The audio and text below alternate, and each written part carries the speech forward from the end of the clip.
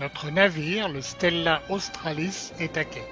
Nous embarquons pour 550 milles nautiques, soit 1020 km.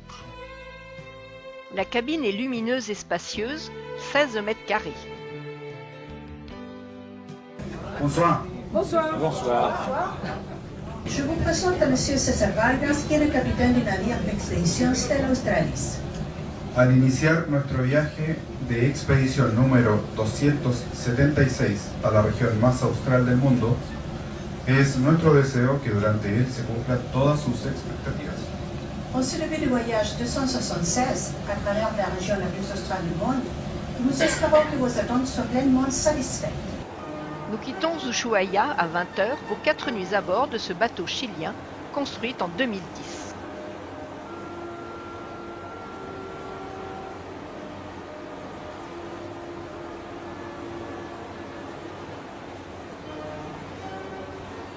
Le soleil brille encore pendant que nous faisons le tour de notre hôtel flottant. Il est à taille humaine avec 200 passagers, plus 62 membres d'équipage, dont 10 au fourneau, qui vont nous mijoter de délicieux petits plats. Notre itinéraire maritime va de Ushuaia à Punta Arenas au Chili, pays dans lequel se déroule donc la quasi-totalité de la croisière. Le bateau pilote argentin nous quitte peu avant que la nuit polaire ne nous enveloppe doucement. Demain, il faudra être sur le pont à 6h50 avec gilet de sauvetage. À l'heure dite, nous sommes prêts, anxieux de savoir que 3 fois sur 10, le débarquement sur l'île de Horn n'est pas possible en raison des conditions météorologiques. Maintenant, un Zodiac avec des membres de l'équipe d'expédition passe sur la côte pour vérifier les conditions de débarquement. Le capitaine a donné son feu vert. Nous pouvons débarquer. Les 160 marches gravies, nous sommes exposés à un vent à décorner les bœufs. Mais où est le Cap Horn, le Graal de cette croisière mythique? Ah, le voilà, tandis qu'alternent sur la lande pluie et rayons de soleil. La plus grande vitesse du vent enregistrée ici est 300 km/h.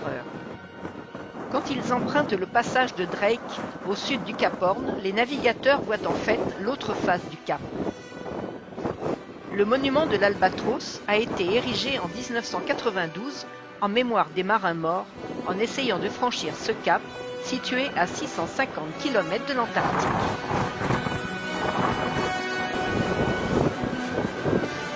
Direction le phare, son habitation ainsi que la petite chapelle.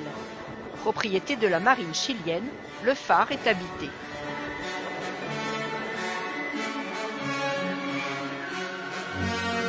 Choisi parmi 20 candidats, l'officier Adan Otaiza est l'actuel gardien. Il passe une année complète dans cette solitude infinie avec sa femme et ses 2 filles.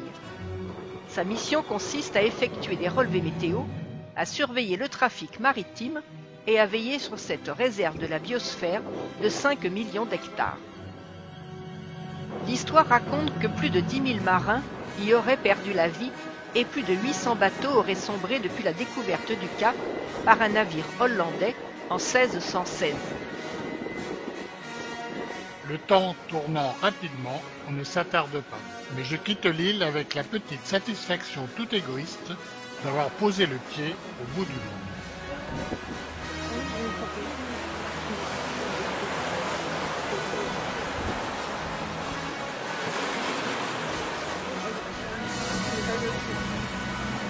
Sous un soleil radieux, nous revenons sur nos pas en direction du canal de Beagle en vue d'un prochain stop à la baie de Woollahia. Au programme, 2 sorties en Zodiac et 2 conférences scientifiques par jour en français, espagnol et anglais. Passage obligé par le bar, point stratégique avec la passerelle. On dit que la passerelle, c'est le cerveau du bateau. Là et là-bas. Chaque 20 minutes. Et il vient ici, vous pouvez voir l'heure. La machine plus importante, c'est la machine de café là-bas. Après quelques excès, une randonnée en forêt native est un bon exercice. Le site est historique car on y a trouvé trace des Indiens Yamanas. Souvenez-vous des photos. Charles Darwin a débarqué ici le 23 janvier 1833 lors de son voyage à bord du HMS Beagle.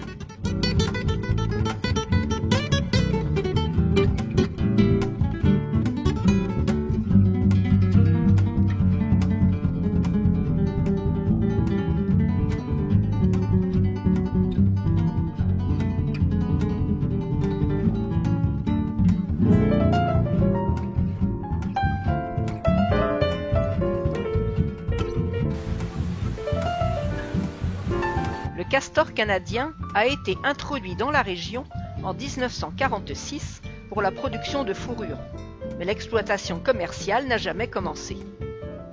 En l'absence de prédateurs, les castors ont proliféré. On parle de 150 000 castors contre 134 000 habitants en terre de feu. Une stratégie d'éradication est en place.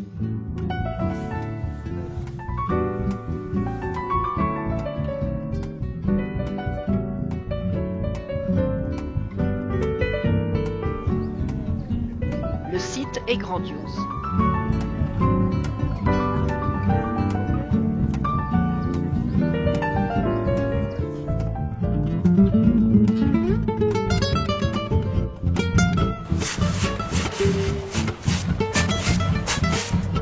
Pour pêcher le crabe royal à la nasse, un crustacé qui peut peser jusqu'à 5 kg, la pêche artisanale est très active. Hola, Chocolate, please. chocolate and whiskey a little No, bit? thank you. No?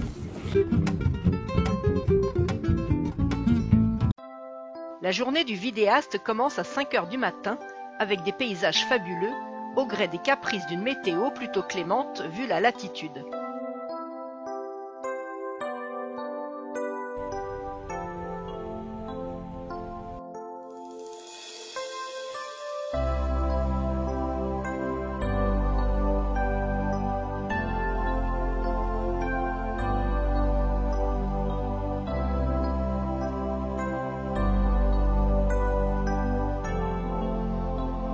Ce n'est pas un hasard si on surnomme ce canal l'avenue des glaciers.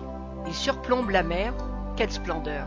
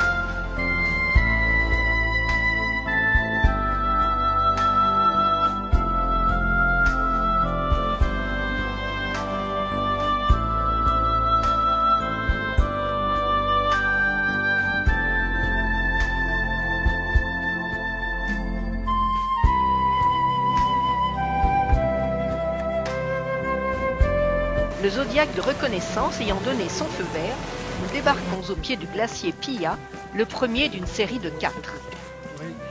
La randonnée est courte et le temps libre est mis à profit pour voir, profiter et surtout écouter. Un moment magique.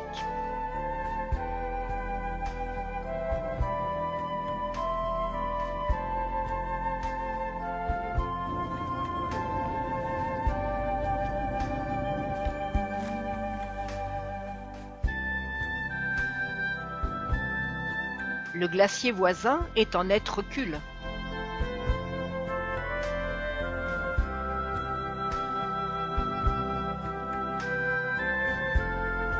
Le glacier vit, on l'entend grincer et gémir, on entend la glace qui tombe dans les crevasses. Et soudain, dans un fracas, un morceau de l'immense paroi s'effondre, brisant le silence. Oh, génial.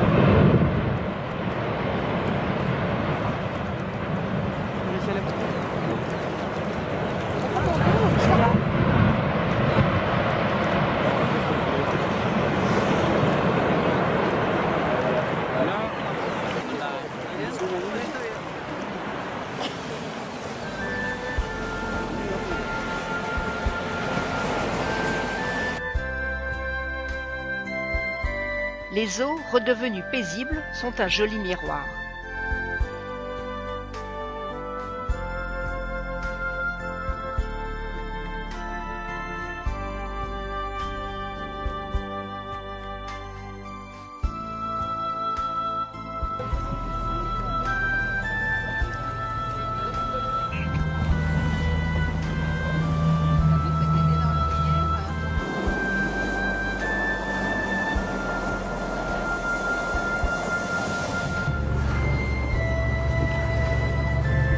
Le Stella Australis se lève l'ancre, puis croise son jumeau, Ventus Australis.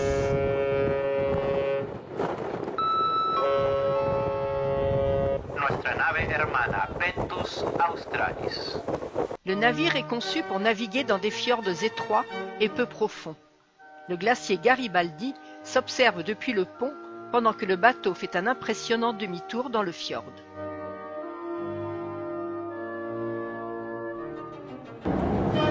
C'est le voyage qu'on vous souhaite. Peu de capitaines s'aventurent dans ce labyrinthe qui précède un bref passage nocturne dans l'océan Pacifique qui n'a de Pacifique que le nom.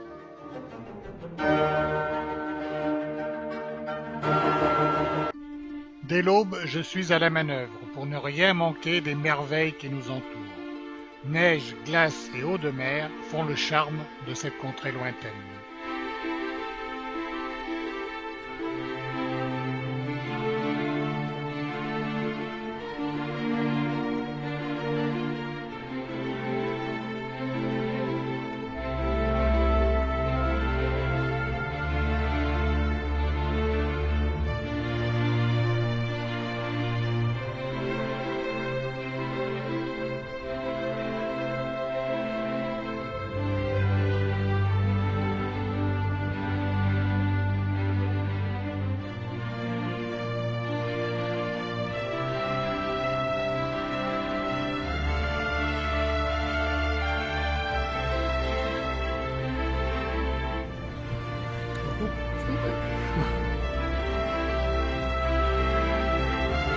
Alors, laisse-moi vous présenter, si vous ne les connaissez pas encore, Brandon.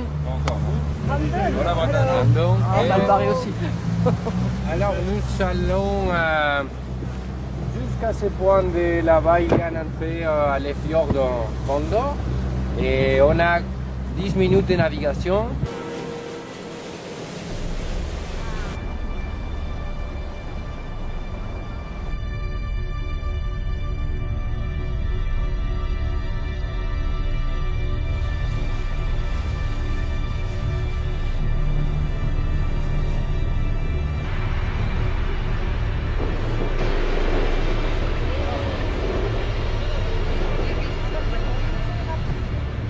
Alors,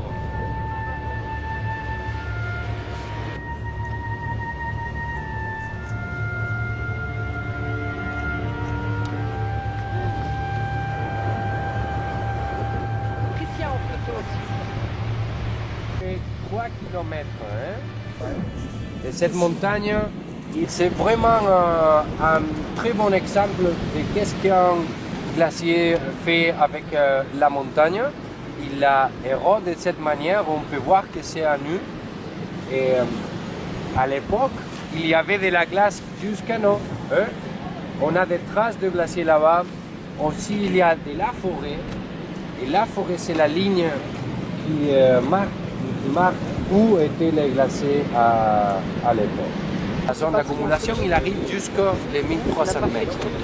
Il a 12 km de leur guerre. Hein?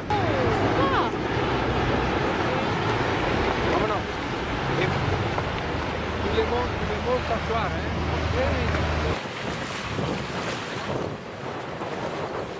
Donc la salinité est là.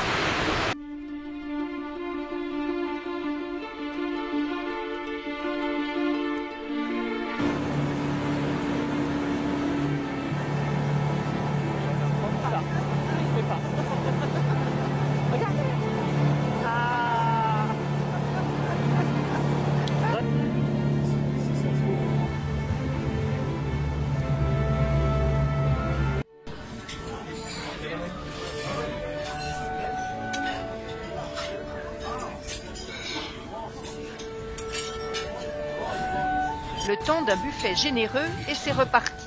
Un glacier ne saurait attendre.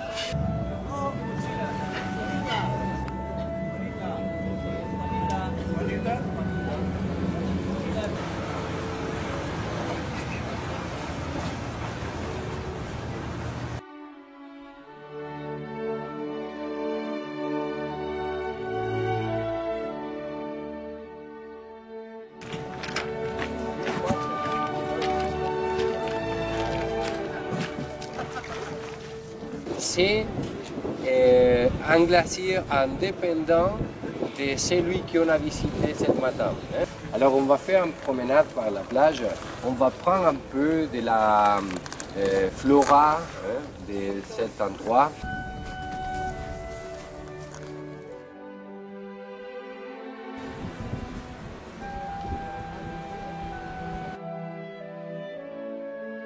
Ça c'est la Gaulteria. Les petites pommes rouges.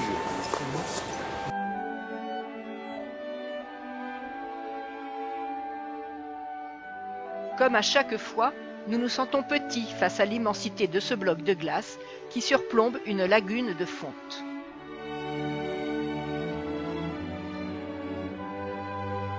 Ça c'est comme la vie commence à terre, avec les lichens et la mosse.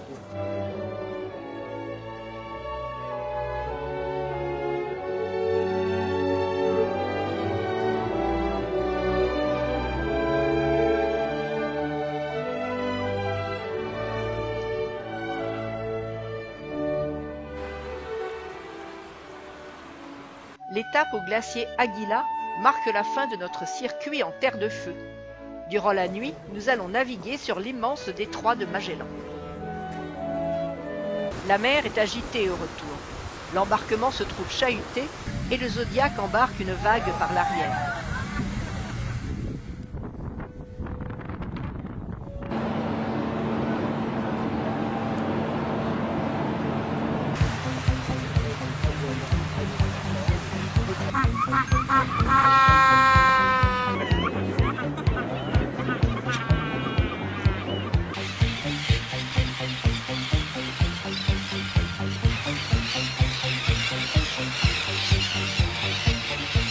L'île de la Madeleine, où nous débarquons au petit matin du 5e et dernier jour, est l'une des plus grandes rookeries ou colonies de manchots de Magellan. C'est une aire protégée de 97 hectares où l'on a comptabilisé plus de 69 000 couples. Le goéland émet un cri qui a la sonorité d'un rire. Il se nourrit de poissons, mais aussi d'œufs et de peaux de baleine, comme nous l'avons vu faire.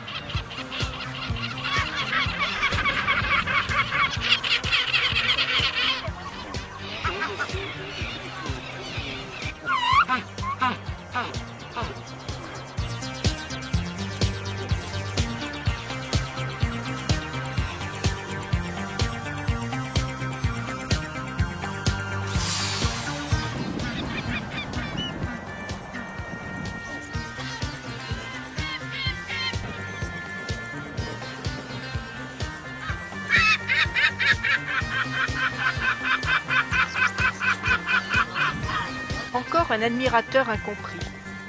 Différentes attitudes sont des gestes codés et stéréotypés qui leur permettent de communiquer.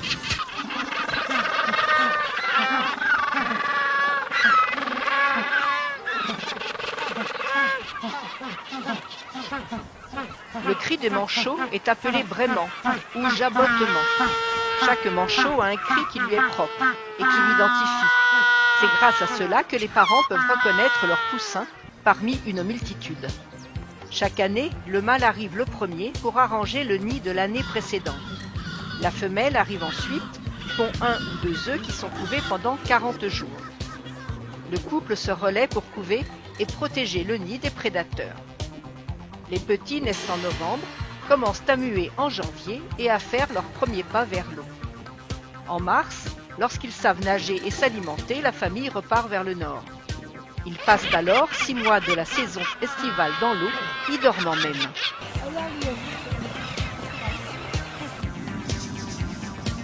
Madame ne supporte pas que monsieur ait le jabot sale, alors époussetage puis bain sont obligatoires.